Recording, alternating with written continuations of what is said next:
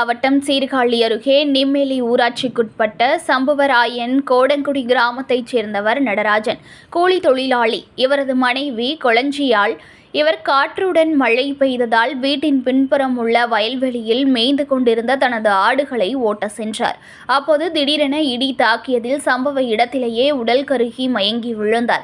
108 ambulance மூலம் சீர்காழி அரசு மருத்துவமனைக்கு கொண்டு சென்றனர்.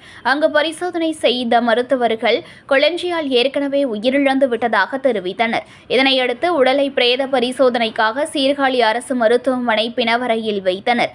இது தொடர்பாக சீர்காழி போலீசார் வழக்கு பதிவு செய்து விசாரணை மேற்கொண்டு வருகின்றனர்.